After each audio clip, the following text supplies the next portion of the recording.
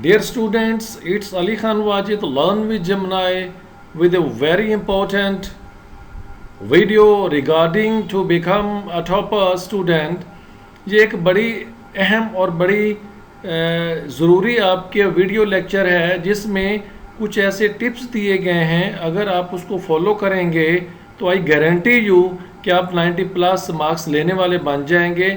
अब ये आप पे है कि आप इन टिप्स को, इन पॉइंट्स को किस हद तक अपनी ज़ात के ऊपर अप्लाई करते हैं और कितने कमिटेड और डिवोटेड हो के आप इन सब पे अमल पैरा होते हैं। तो सबसे पहला जो पॉइंट है, be an extrovert student. What is meant by extrovert student? An extrovert student is supposed to be a student who is bold enough to ask his or her queries and raise the questions that need explanation. Extrovert वो student होता है जो कि जब teacher lecture दे चुका होता है तो देन जो चीज़ें उसको उसमें समझ नहीं आ रही होती वो उनको नोट डाउन कर लेता है, और टीचर का जब लेक्चर वाइंड अप हो जाता है तो उनसे अपनी वो जो क्वायरीज़ हैं, जो क्वेश्चंस हैं, वो फिर उनसे रिक्वेस्ट करके उनकी एक्सप्लेनेशन पूछ सकता है, क्लैरिफिकेशन ले सकता है। और दूसरी किस्म के स्टूडेंट्स आपके इंट्रोवर्ट स्टूडेंट्स होते हैं जो कि बहुत ज़्यादा शाय होते हैं और वो अपने टीचर से लेक्चर वो सुनते तो वो भी बड़ा अटेंटिवली हैं, लेकिन अपने टीचर से वो कोई अपनी क्वारी वो नहीं पूछते, ना ही कोई क्वेश्चन रेज करते हैं। और जितनी अब तक इस एरिया में स्टडीज़ हुई हैं, रिसर्च हुई हैं, उस बुनियाद पे ये चीज़ प्रूव हुई है कि जो एक्सट्रोवर्ट स्टूडेंट्स हैं वो ज़्यादा मार्क्स गेनिंग और मार्क्स सिक्योरिंग होते हैं as compare to the introvert students. So dear students, सबसे पहला काम जो आपके ज़िम्मे है कि जो चीज़ टीचर आपको समझा रहे हैं, जब उनका लेक्चर वाइंड अप कर लें तो आप उनसे रोज़ाना की बुनियाद पे जो चीज़ें आपको समझ ना आएँ आप उनसे पूछें।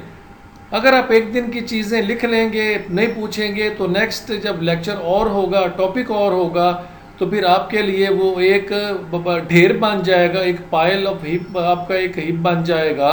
तो फिर आपको परेशानी होगी कि आप चीज़ों को डिटेल में पूछ सकें, और टीचर के पास भी फिर लेक्चर के आखिर में इतना टाइम नहीं होगा कि चीज़ों को वो आपको बड़ी हद तक फिर एक्सप्लेन भी कर सके। दूसरा आपका उतना ही मेजर पॉइंट है जो आपके पार्ट पे है, डिज़ाइन ए टाइम टेबल। कि आपने अपना जो काम है रीडिंग वाला, राइटिंग वाला, लर्निंग वाला, जो रोज़ाना की बुनियाद पे आपको आपके इदारे से मिला है, स्कूल है, कॉलेज है, यूनिवर्सिटी है, तो आपने सबसे पहले क्या क्या काम करना है, prepare a time table and organise your time well for each task. It is meant to be, ये नहीं है कि यानी कि आपको अगर रोज़ के 6 काम मिले हैं तो उनमें 3 आप कर लें, 3 को आप छोड़ दें। दूसरा क्या है कि जितना रिक्वायर्ड टाइम चाहिए हर सब्जेक्ट को उतना टाइम उसको दें, क्योंकि रोज़ हर सब्जेक्ट का काम अगर नहीं भी मिलता, जिनका मिलता है वो इक्वली नहीं मिलता कि आपने सारे काम लिखने हैं, सारे याद करने हैं, ऐसा ना होने के बराबर हो। तो कुछ लिखना मिलता है, याद करना मिलता है, कुछ खाली याद करने का मिलता है।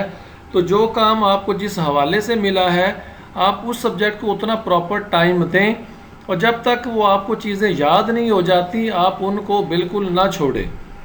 तीसरा आपका नेक्स्ट पॉइंट ये है कि how many hours should study. जी आपका मोस्ट आस्क्ड क्वेश्चन है जो कि बच्चे पूछते हैं कि हम रोज़ कितने घंटे पढ़ें तो हम अपने टॉपर स्टूडेंट बन सकते हैं। अब उसमें दो तीन चीज़ें हैं जो कि समझने वाली हैं।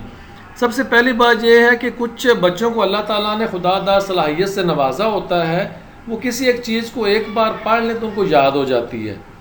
कुछ ऐसे बच्चे हैं जिनको वही चीज़ याद करने में थोड़ा टाइम लगता है, कुछ को बहुत ज़्यादा टाइम लगता है। लेकिन कम अज़ कम आप अपना टाइम टेबल डिज़ाइन करने के बाद 5 से 6 घंटे अगर अपनी पढ़ाई को घर पे आके देते हैं, और पढ़ाई कैसी, कंटिन्यूअल स्टडिंग।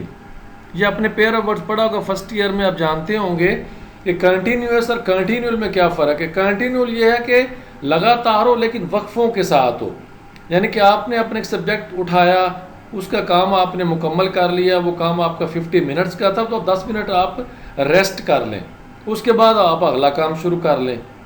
तो ये बहुत ज़्यादा ज़रूरी है कि आप 5 से 6 घंटे जो अपने होमवर्क में जो स्टडी आवर्स हैं उनको डिज़ाइन करें और कंटिन्यू स्टडिंग करें। नेक्स्ट आपका फोर्थ पॉइंट ये है जी, बी अटेंटिव एंड कीन इन द क्लास। नेक्स्ट जो आपको पॉइंट है ये देख लें आप, बी अटेंटिव एंड कीन इन द क्लास।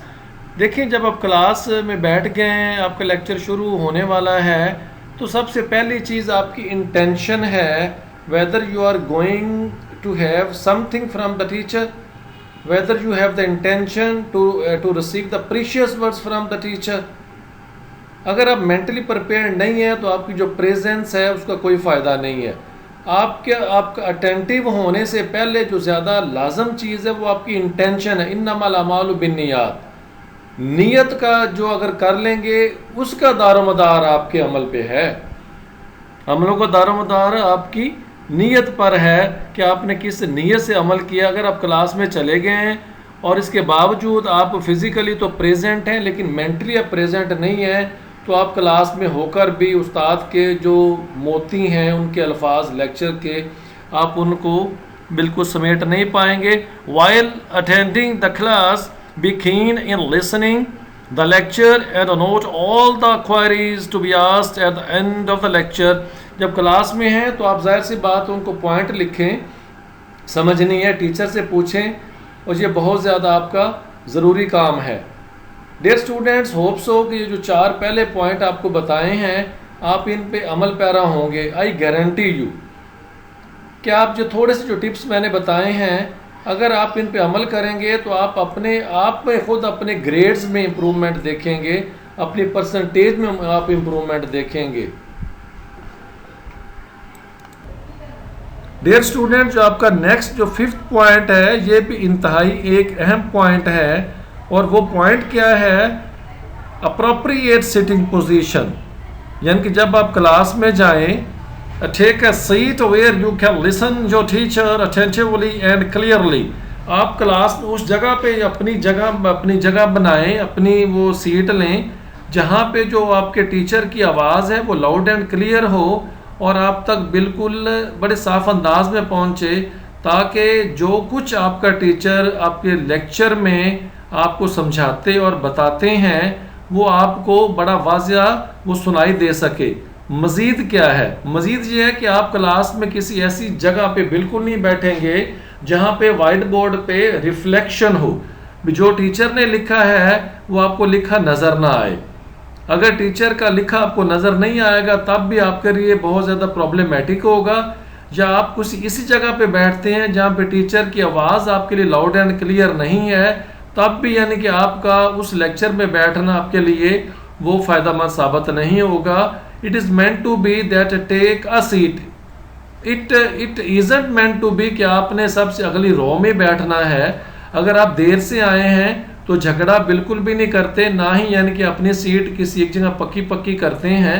लेकिन ये ज़हन में ज़रूर रखना है कि ऐसी जगह पे आप बैठें जहाँ पे आप उस्ताद के लेक्चर को वो बिल्कुल साफ और शफाफ तरीके से सुन भी सकें और देख भी सकें। नेक्स्ट उतना ही अहम आपका पॉइंट है, पार्टिसिपेट इन क्लास डिस्कशन। देखिए जब आपके टीचर ने आपसे कोई क्वेश्चन पूछा है तो आप अपनी इल्मियत के मुताबिक try to respond your teachers every question as per your ability and don't hesitate in putting your answer or your output. आपको ये बच्चों ये ज़हन में कभी भी नहीं रखते कि जो मैं आंसर देने जा रहा हूँ कहीं ये गलत तो नहीं है। A student is suppose to be a learning entity. Student जो है वो अपने स्कूल में कॉलेज में सीखने के लिए जाता है, तो उसके ज़हन में ये बिल्कुल चीज़ आनी नहीं चाहिए कि जो मैं जवाब दूंगा मेरा गलत हो जाएगा तो फिर क्या हो जाएगा। आप सीखने वाले वहाँ पे हैं, सो आपके ज़हन में उस्ताद के किए गए सवाल का जो जवाब भी आता है आप अपने उस्ताद को रिस्पॉन्ड करें। अब उसका फ़ायदा क्या होगा कि आप जो चीज़ रिस्पॉन्ड करेंगे अगर वो गलत होगी तो उस्ताद आपको उसकी डिटेल भी समझा देगा, और जो आपको नहीं आया वो तो उस्ताद ने जाहिर सी बात है बताना ही बताना है।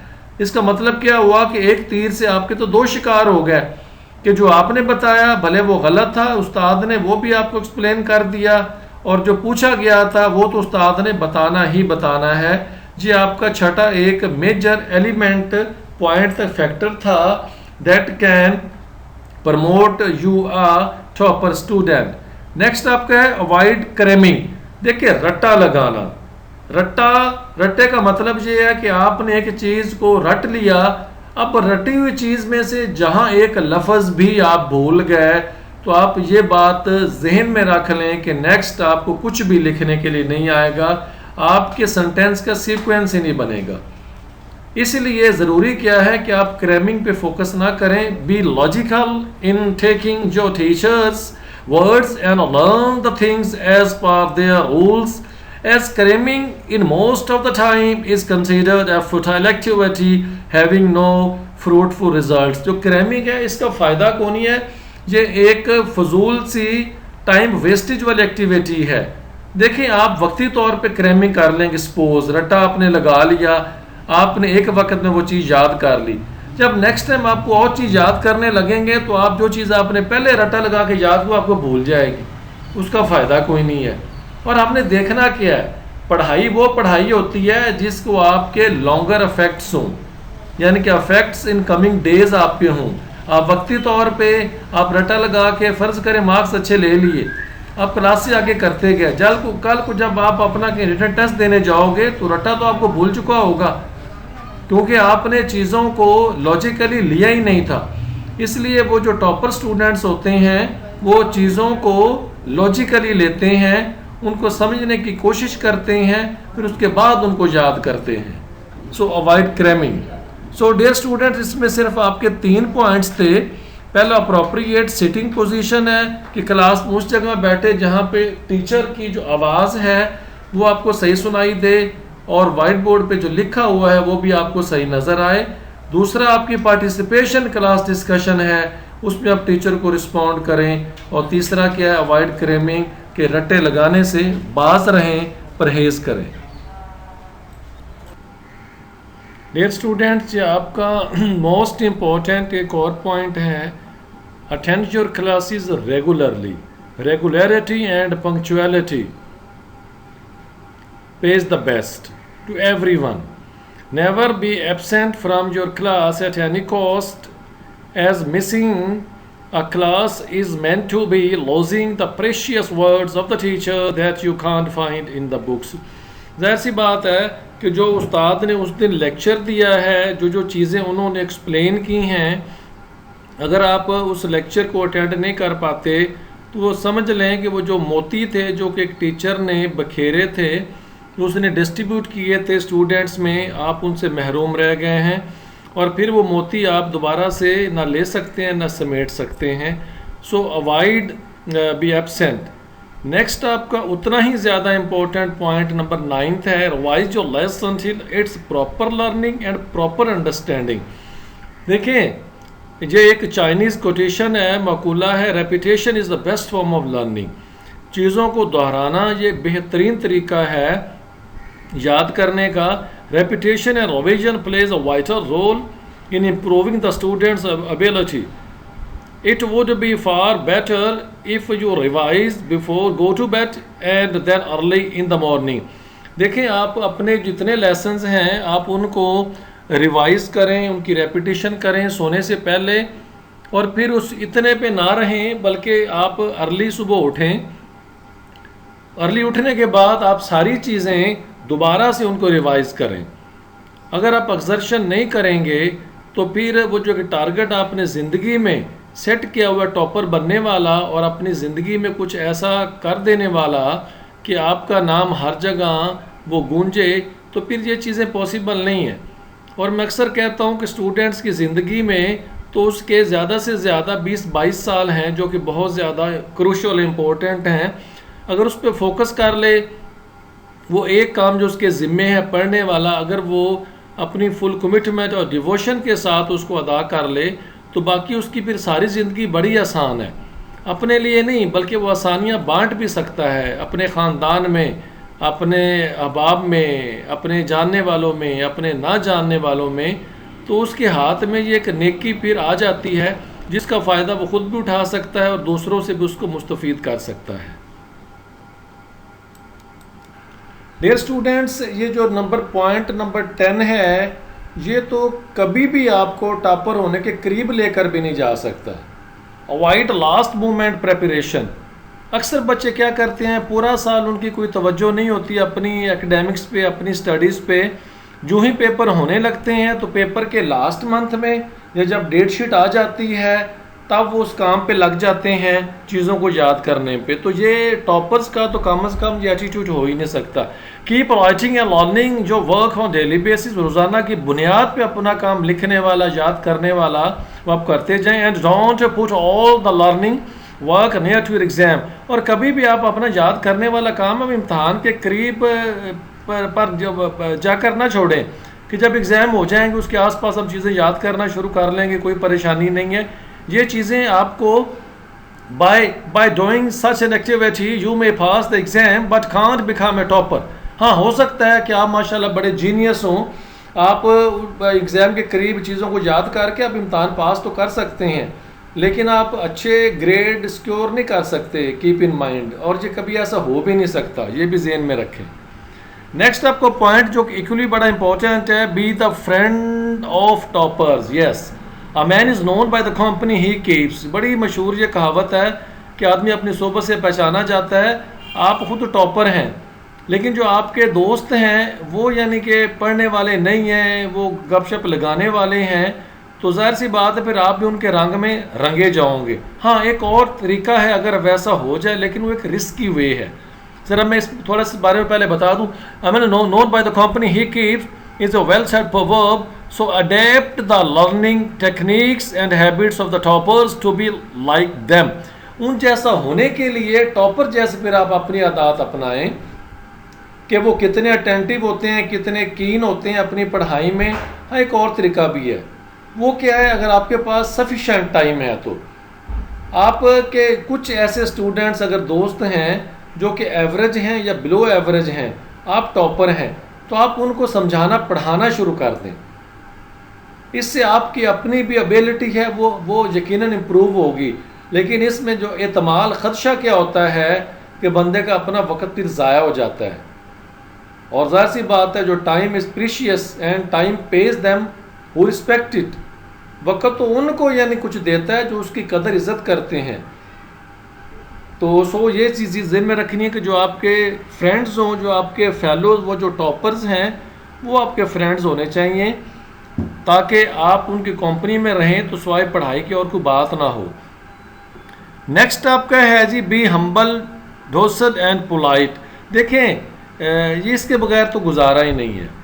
जब तक आप अपने टीचर के ओबीडियंट नहीं हैं, आप अपने फेलोज के साथ आपका रवैया पोलाइट नहीं है, आप बड़े रिजिड हैं, आप बड़े ऑरोगेंट हैं, तो आप कुछ भी नहीं हासिल कर सकते, पा सकते। Respect your teachers and be cooperative with your fellows and be helping hand to everyone in your class. हर किसी के साथ कोई ये ना कि यानी कि ये बड़ा अखड़ मिजाज है, बल्कि आप जितने ताईं किसी के हेल्पफुल हो सकते हैं, हेल्प वर्दी आपको होना चाहिए। इस तरह यानी कि अपने अंदर एक अच्छा जज्बा पैदा हो जाता है बंदे का ना, एक रेपो बड़ी बहुत अच्छी एक स्टूडेंट की बन जाती है। तो ये पॉइंट भी आपका ये बहुत ज़रूरी है जो कि आप अपने जहन में रखें। डियर स्टूडेंट्स, ये फिर इक्वली इम्पोर्टेंट आपका पॉइंट है, seek clarification. Don't hesitate in asking your queries. जैसे मैंने पहली स्लाइड में भी कहा था कि जो टीचर ने लेक्चर डिलीवर कर दिया है उसमें जो आपको चीज़ें क्लियर नहीं हैं तो आप अपने टीचर से रिक्वेस्ट करके उन चीज़ों की क्लैरिफिकेशन हासिल करें, क्योंकि जब तक आपका माइंड क्लियर नहीं है किसी चीज़ को पाने में, हासिल करने में, उसकी लर्निंग में आपके लिए बहुत ज़्यादा प्रॉब्लम हो सकते हैं। नेक्स्ट आपका 14 पॉइंट है जी, लर्न टफ टू ईजी। अब ये तरीकाकार क्या है कि जब आप पढ़ना शुरू करें तो सबसे पहले आप वो सब्जेक्ट की तैयारी शुरू करें जो आपको बज़ाहिर मुश्किल लगता है। उस वक़्त आप ताज़ा दम होते हैं और चीज़ें मुश्किल याद करने में आपको कुछ दिक्कत महसूस नहीं होगी। उसके बाद फिर जो आपके आसान चीज़ें जो आपको लगती है पर आप तब उनको याद करें। Start learning from tough to easy subject so in the end you may not lose your energy. देखिए, आप पहले अगर आसान चीज़ें आप शुरू कर लेंगे, आप रिलैक्स होंगे, बिल्कुल फ्रेश होंगे, तो आपको महसूस नहीं होगा। लेकिन जो ही वक्त गुजरता जाएगा, आपका टाइम गुजरता जाएगा लर्निंग करने का, आखिर में अगर आपके मजमून वो रह गए हैं जो आपको मुश्किल लगते हैं, तो तब तक फिर आप थक चुके होंगे, तो फिर आपको फिर पढ़ने को दिल नहीं करेगा। So start learning from tough subject to easy subject. और फिर लास्ट में आपका है जी, नंबर 15 है be curious. A curious approach always keep the student on the peak। ये वही चीज़ है किसी चीज़ को हासिल करने का तजस्सुस। जब तक if a student is not determined, if he hasn't set his target, then there is no move ahead। फिर तो मेहनत कोशिश ही कोई नहीं है। सो ये सबसे पहले सेट जो टारगेट, सबसे पहले आप अपना टारगेट सेट करें कि आप ज़िंदगी में करना क्या चाहते हैं, फिर आप उसको परसू करें। परसू करने का क्या मतलब है कि आपने जितना ज़्यादा मुश्किल टारगेट सेट किया है, it is meant to be that you need to have that level of exertion. फिर आपको उस लेवल पे जाके उसके लिए सख्त मेहनत जिद्दोजहद करना होगी और चीज़ों की जानकारी के लिए अपने आप अपना दिल एक मुतजस्सिस यानी कि burning heart. A student who wants to be a topper must have a burning heart. उसका जो दिल है उसमें एक क्रोसिटी हो कि मुझे चीज़ों को जानना है। वो चीज़ों को ना लिंगर ऑन करे, ना वो उनको लीव करता जाए और ना चीज़ों को इग्नोर करता जाए, तब जाके आप टॉपर बनेंगे। Dear students, I assure you if you follow all that what I have said over here, my all 15 points और साथ जो मैंने डिटेल बताई है, आप एक बार इनको करके करना शुरू करें, करके देखें तो सही।